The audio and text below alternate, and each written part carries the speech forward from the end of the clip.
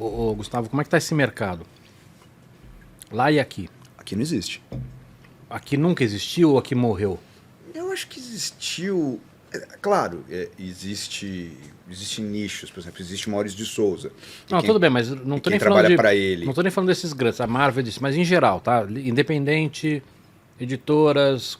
Nos Estados Unidos você tem, por exemplo, o fato quando você vai para algum festival de quadrinho nos Estados Unidos. É óbvio que Marvel, DC, Dark Horse, você vai ver esse tipo de. Eles são muito fortes. Porém, você vê todo tipo de quadrinhos. Tem espaço para tudo, entendeu? Uhum. E uma coisa interessante é que os independentes de lá, às vezes numa editora pequena, fazem alguma coisa e tal, e podem trabalhar para uma Marvel também, entendeu? Um Jeff Lemire da vida aparece fazendo uma coisa super de nicho, a coisa aumenta, ele vende muito as coisas dele, e aí ele vai trabalhar na Marvel, né, DC, né? Então, é legal, porque ele pode continuar fazendo as coisas dele, mas também faz um pouco aqui, um pouco Mas ali. chama Então, profissionalismo isso, né? O mercado é mais maduro, é isso que eu quero dizer. Para no mercado. Tem mercado. Se tem mercado, eles... Funciona. É diferente.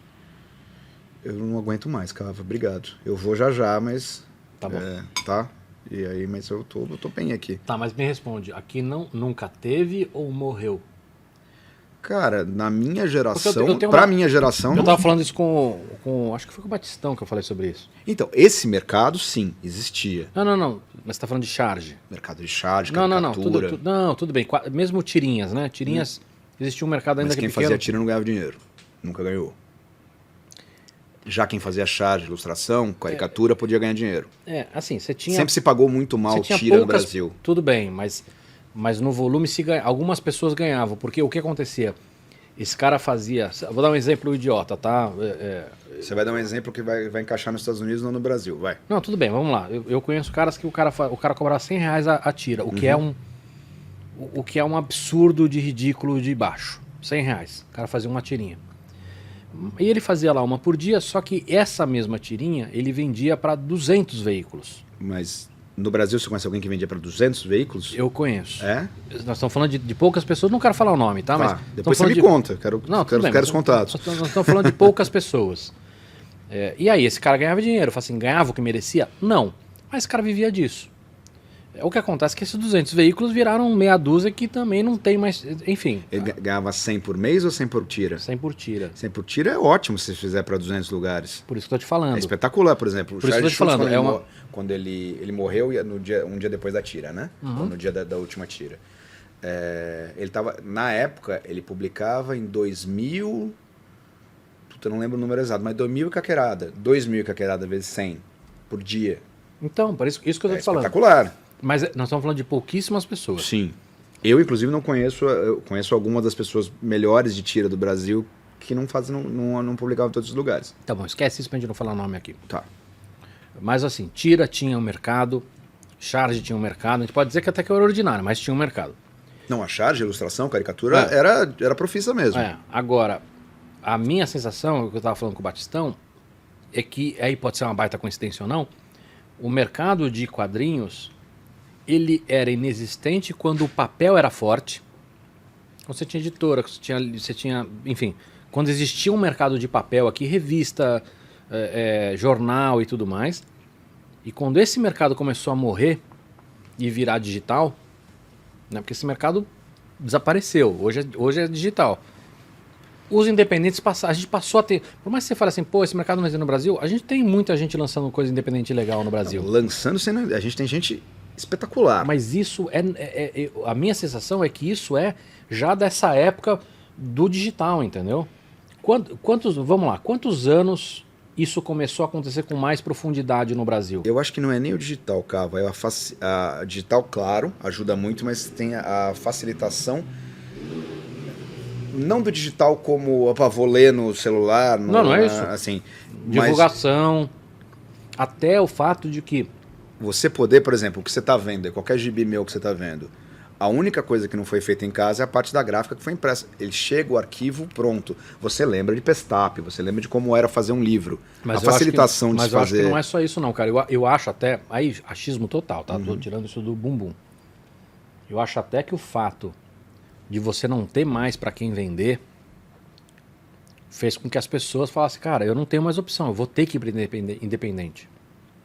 Então, Vamos lá, quando que você sente que começou a existir essa... Hoje você tem uma quantidade legal de independentes saindo. sim, há algum tempo. Quanto tempo é isso? Quanto tempo? É 10 anos, 20 anos? Quanto tempo? Sempre teve, mas o boom vem há 15, 10 anos. Internet. É. Entendeu? Não, Mas a internet, eu não claro. estou dizendo que foi internet, mas o que eu quero dizer é o seguinte, o que pode ser uma coincidência, mas o que é interessante é isso, cara, que quando o papel era forte no Brasil, com editoras, com jornal, com revistas, quando existia papel, um mercado que tinha papel, isso não existia. E a hora que esse mercado morreu, os independentes que saem em papel começaram a ter vida. Pode ser uma baita coincidência. Não, como você falou, eu acredito que a parte digital seja para divulgar. Por exemplo, meus primeiros gibis eu vendia, você entrava lá no meu blog, tinha lá, você mandava um e-mail para mim, eu te dava o número da conta, você mandava um comprovante e eu mandava para tua casa. Não tem nada, assim, é bem rústico. Mas esse assim, rústico facilitava só viabilizou por causa disso, sem a nenhuma internet. dúvida. E não só a internet, o Cavo, o que eu estou dizendo é a facilitação de você produzir um material profissional. Não é um material, por exemplo, não é o fanzininho dobrado. O fanzininho dobrado sempre teve. Mas assim, você olhar um livro e falar, poxa, não consegui... Puta, fanzine, né, cara? Você não conseguir ver a diferença de um gibi independente de um gibi Sim. de uma editora, isso vem porque... qualquer garoto... É aquela coisa que fala assim, que qualquer garoto hoje tem em casa uma tecnologia superior à que os Beatles tinham no estúdio. Eu sei, só que... Não necessariamente os garotos fazem melhor que eu os acho Beatles. que até isso talvez tenha a ver também com essa queda do papel. Porque, cara, eu trabalhei muitos anos com o mercado gráfico também, cara. Tinha coisas que não eram acessíveis para pessoas, e sim para grandes corporações. Na hora que você começa a ter uma crise nesse mercado, existe uma flexibilização. Eu acho... Eu tenho 6 livros publicados. Eu sei quanto custa fazer um livro. E eu vi isso acontecer. Teve épocas... O meu primeiro livro foi feito com editora. Meu segundo livro foi feito com editora. Depois eu consegui fazer independente. Porque aí tinha gráficas de qualidade com um preço acessível a pessoas. Então, mas houve uma facilitação dos meios. Porque antigamente, para você fazer um livro... era muito caro, ou você precisava fazer um número muito grande. Hoje você é capaz de fazer se você quiser, você lança, sei lá, 300 livros, 100 livros. Você pode fazer um demand. Você não precisa... por exemplo, o primeiro gibi que eu fiz, eu mandei imprimir 2.000 livros. Que é pouco, mas é muito, né? No universo brasileiro, qualquer editora que é um cara que faça 2.000 livros, venda 2.000 livros. Né? No universo brasileiro, um livro que vende bem... vende 1.500 exemplares. Obviamente você tem gente que vende muito mais e tudo, mas... Mas é o que, por exemplo, que eu te falei no começo da conversa. Vou lançar a Có. Se tivesse texto, faz metade, faz 1.000 em português e 1.000 em inglês. Isso não inviabilizaria... eu não vou ser capaz de falar. Inviabilizaria o fato. Mas como é que você faria? Você ia ter que dois pretos, né? É só preto. Seria 2 impressões distintas. Tá. Né? Se tivesse 2 cores, você imprimia só o balão. Como é feito, por exemplo, Asterix. Sabe que Asterix é feito assim, né? O Asterix vai pra gráfica, tipo, de vários lugares do mundo, na mesma gráfica. E aí só passa 4 cores, depois passa uma cor de balão para cada uma. Mas no meu caso seria uma cor só. Mas imprimir 1.000 ou 2.000 numa gráfica pequena para um cara independente é a mesma coisa, não muda o preço. Não muda muita coisa. Não muda. Não muda porque 1.000 e 2.000 é caro. Então, isso Você vai passar a ser barato com 10.000, com... Exato. Essa é uma das coisas... Eu concordo com você.